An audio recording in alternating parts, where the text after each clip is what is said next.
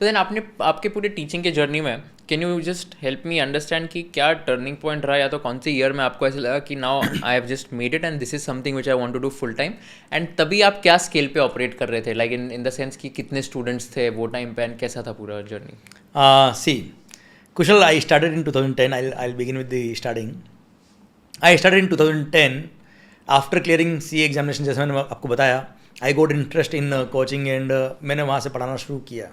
When I shifted to Udaipur and I started my own classes after some time.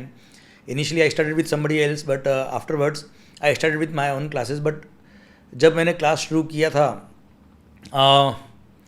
अब क्या बताया यार, initial phase के अंदर तो हर वो चीज़ जो आपको परफेक्शन से चाहिए वो होनी चाहिए. Because I always say in the lectures कि good is not enough, perfection is required. तो वो मेरा एटीट्यूड है एक तरह से कि मेरे को हर चीज़ जो चाहिए वो परफेक्टली डिलीवर करनी है बच्चों को, और बच्चों के लिए कोई कॉम्प्रोमाइज़ नहीं होना चाहिए. So I started with one small classroom in Udaipur, Rajasthan.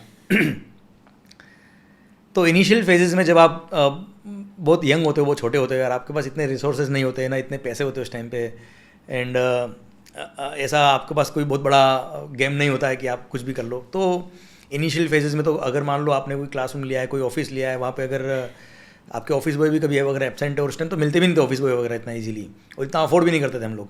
सो ऐसा भी आया मौका जब मैंने खुद ने ही अपनी क्लासरूम में झाड़ू भी लगाया है, पोछा भी लगाया है, वॉशरूम क्लीन किए. मुझे पता है मॉर्निंग में लेक्चर है, स्टूडेंट्स आएंगे, I need everything to be मतलब क्लियर फॉर एवरी स्टूडेंट, कुछ उनको डिस्कम्फर्ट नहीं होना चाहिए. सो वॉशरूम भी क्लियर किया है, साफ़ किया है मैंने अपने हाथों से, और सब चीज़ें की, और I am so proud of that. मतलब ऐसा मुझे कभी ऐसा फील नहीं हो कि मैंने क्या, मैं ये बता रहा हूँ कि ये सब चीज़ों ने मेरे को बहुत स्ट्रॉन्ग किया है, मेरा माइंड बहुत स्ट्रॉन्ग है, मेरे को कभी फेलियर से डर नहीं लगता यार. एनीथिंग आई कैन डू, मेरे को ऐसा लगता है बस मैं कुछ भी कर लूँगा, क्योंकि कुछ था ही नहीं यार. जब शुरू किया तब कुछ भी नहीं था, और वहाँ से शुरू करते गए, मेहनत करते गए, जुगाड़ लगाते गए, दिन रात एक करते गए. यू वोंट बिलीव, जब स्टार्टिंग मैंने करा था पढ़ाई करना, तब मैं फतेहनगर रहता था, which is 60 kilometres apart from far from Udaipur. वहाँ से I use to travel daily, और वो भी रोडवेज़ बस में, जो राजस्थान रोडवेज़ की बसेस होती है उसमें आई यूज़ टू ट्रैवल. एंड जो किताबें आप आज लोग पढ़ते हो ना, बच्चे जो पढ़ते हैं, ये किताबों की शुरुआत उस बस के अंदर हुई है. वो रोडवेज़ बस में मैंने, बस की जो लाइट होती है ना, उसमें मैं बैठता था नीचे, कहाँ पे, वो जो फ्लोर था ना बस का वहाँ, और जहाँ मेरी सीट हुआ करती थी वहाँ पे रखता था मैं अपने नोट्स, और मैं लिखता था. वाओ. वो और and Bhilwara I use to travel to teach the students. So morning 6:30 train होती थी, तो मैं डेली अप डाउन करता था भिलवाड़ा के लिए भी. 6:30 की ट्रेन होती थी, अराउंड 9:15 9:20 वहाँ पहुँचती थी, और 9:45 से मेरा लेक्चर स्टार्ट होता था. And after the lectures around 5:30 में लेक्चर ख़त्म करता था, और 6 o'clock के आसपास वापस रिटर्न ट्रेन होती थी, उसमें मैं बैठता था, और रात को 9 साढ़े 9 बजे वापस अपने घर पहुँचता था. ये जो ट्रेन थी ना, लोकल ट्रेन, इसके अंदर I use to write the notes, and जो भी कॉन्सेप्ट मैंने आज, मुझे लगता ना ये आप बोलते होंगे 10 का क्रेडिट क्यों मिला, ये कस्टम चार्ज क्यों हुआ, कुछ डायलॉग अपने बड़े फेमस है, ये सब वहाँ ट्रेन के अंदर, रोडवेज़ बस के अंदर ईजाद हुए हुए हैं. तो ये वहाँ से वो हार्डवर्क शुरू हुआ है. वो जो एक एक चीज़ जो बुक में आपको मिलेगी, वो सब चीज़ें वहाँ से कॉन्सेप्ट डेवलप हुए हुए, वहाँ से सोच के समझ के. कई सारी रातें ऐसी होती थी जब हम रात भर नहीं सोया मैं यार, और सुबह लेक्चर के अंदर फुल एनर्जी. इनफैक्ट अभी भी ऐसा नहीं कि स्टार्टिंग की बात कर रहा हूँ मैं आपसे, लास्ट ईयर पहले आप जब 2000 अराउंड 23-24 मेरे मेन बुक के 3 वॉल्यूम हुआ करते थे, वो भी ब्लैक एंड वाइट, और उसमें भी फ़ॉन्ट साइज छोटा और कंटेंट बहुत सारा. बट इज़ रिक्वायर्ड कि यार कुछ क्रिस्प करना पड़ेगा स्टूडेंट्स के लिए. तो यहाँ फेस टू फेस बेच मेरा होता था मुंबई में मॉर्निंग 7 o'clock से. I use to write after the lectures, I use to sit for the entire around 10 to 12 hours daily. रात को लगभग 3-4 बजे सोता था मैं, 6 बजे उठ के वापस क्लास रहता था मैं, और पूरी बुक को रिवैम्प करा हमने, एंड उसको केवल 2 वॉल्यूम बुक में लेके आए, वो भी फ़ॉन्ट साइज़ बड़ा, कंटेंट बहुत अच्छा, पूरा कलरफुल बुक बनाया. सो ये मेहनत, तो ये फील्ड तो मेहनत वाला ही है यार.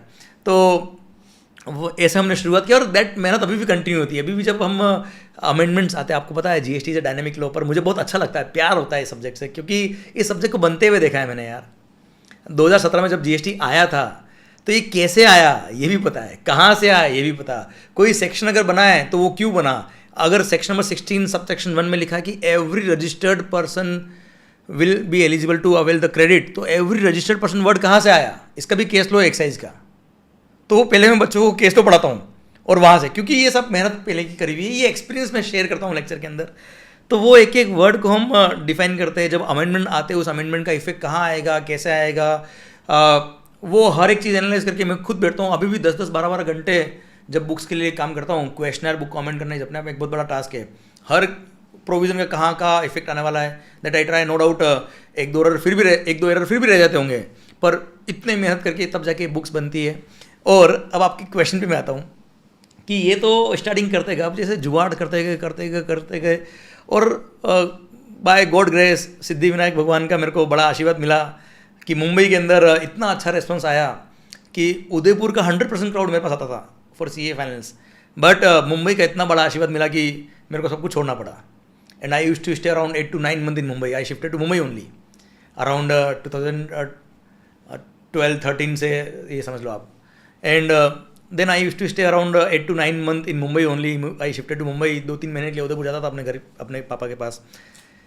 एंड देन वहाँ वापस अगेन मॉर्निंग से लेक्चर शुरू करता था, बुक्स लिखता था, इवनिंग में लेक्चर होता था, आफ्टरनून लेक्चर होता था हमारा, CA इंटरमीडिएट का लेक्चर भी होता था।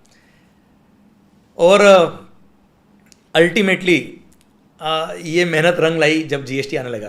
क्योंकि जब GST आया ना भाई, तब उसको समझो 2017 में तो एक्ट एप्लीकेबल हुआ, पर उससे पहले जो उसके ड्राफ्ट लॉ थे वो तक एक एक चीज़ मुझे पता था कि कहाँ से आया है, कैसे आया है। तो I use to take the classes for professionals also, क्योंकि जितने भी लोग CA बन गए थे या जो ऑलरेडी प्रैक्टिस में थे, ऑलरेडी चार्टर्ड अकाउंटेंट थे, कहीं काम कर रहे थे, अब पूरा उनको भी GST पूरा नया पढ़ना है, तो that was again a challenge. तो I took lot of batches, around 40 batches मैंने लिए, 40-45 बैचेज प्रोफेशनल्स के। मुंबई, मध्य प्रदेश, राजस्थान, अपना रतलाम, बांसवाड़ा, बहुत सारे एरिया के अंदर हमने जा जाके प्रोफेशनल्स के बैचेज लिए, जिसके अंदर कई सारे प्रैक्टिसिंग CAs, कई सारे यंग CAs, कई सारे जो कॉर्पोरेट में काम कर रहे CAs, इनफैक्ट कॉर्पोरेट की ट्रेनिंग्स मैंने ली है। तो उस टाइम 2016-17 का जो वक्त था, ये 16 में ड्राफ्ट लो आने लग गया था, तब पता पड़ गया था GST आने वाला है। वहाँ से जो गाड़ी ने गियर बदला है, क्योंकि वो मेहनत का वक्त भी था, क्योंकि दिन रात मुझे पढ़ाना था सर्विस टैक्स और एक्साइज, वो तो मैं पढ़ाता ही था, उसको नहीं छोड़ा था। साथ में ये एडिशनल टास्क आ गया था, तो मेरे लिए भी एक बहुत बड़ा टास्क था कि एग्जिस्टिंग जो बुक्स है वो जीरो हो गई थी एक तरह से, एंड पूरा GST का बुक ही नया लिखने का है। सो वो भी अपने आप में एक बहुत बड़ा टास्क। फिर प्रोफेशनल्स को पढ़ाने का ये भी एक बहुत बड़ा चैलेंज अपने सामने आ गया। So I took it as a challenge. And मतलब ये समझो कि कुछ 6 महीने तो ऐसे गए कि मैं शायद 6 महीने कॉन्स्टेंटली अराउंड 4-5 घंटे ही सोया हूँगा शायद मैं। मेरी वाइफ बोलती थी भाई अब तो सो जा भाई। 4-5 घंटे बस? बाप रे। यस, और तब जाके ये सारी चीज़ें हुई है। और that was the turning point, जब वो इतने सालों की जो मेहनत थी ना वो नंबर्स में दिखने लग गई फिर। So a lot of people would want to know this, and I'll ask you a trick question. What's the highest amount of money you have made in a month, and what's the most expensive purchase you have done in your life? अरे कुशल भाई तू।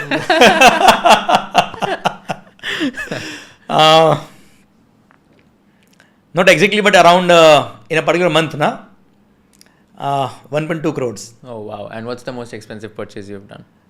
Car, BMW. Wow! You still have that? Yeah, obviously. Oh, nice. That was the first dream that I completed using my own money. Actually बहुत ये हुआ होगा ना आपको एकदम इंस्पायरिंग, एंड कि मतलब कैसे एकदम हम्बल बिगनिंग से you are like buying your own car, मतलब वो भी फीलिंग एकदम अलग ही गई होगी जब आप चाबी लेने गए होगे, राइट? अरे यार उस दिन तो मेरे भाइयों ने ढोल वोल मंगा लिए थे वहाँ पे शोरूम पे, और जो हम नाचे उस दिन, मतलब वो अभी भी कुछ घुमा गया यार बात करते हुए। वो इमोशनली लगता है। मेरे पापा भी थे वहाँ पे, मम्मी भी थी, मेरी बुआ भी थी, मेरी सिस्टर भी थी। मतलब that was not buying a car, that was you know मतलब लॉट्स ऑफ इमोशंस। वो जो हम सपने खरीद रहे थे यार एक तरह से, समझ लो आप। मतलब ये कभी सोचा नहीं था एक्चुअली, हमने कभी नहीं सोचा था। और आज भी जो जहाँ पे भी मैं हूँ, जितना भी हूँ, मैंने कभी सोचा नहीं था कि मेरे को भगवान इतना आशीर्वाद देगा और मैं यहाँ तक आ पाऊँगा। कभी नहीं सोचा था यार Kushal. Wow, If you learned something new from this video, do share it with your friends and subscribe to this channel so that we can bring you the best content possible. Also, if you want to watch this entire episode, click on the link in the description box and you can go to Kushal Lodha YouTube channel and watch the entire podcast episode. Thank you so much for watching this and have an amazing day.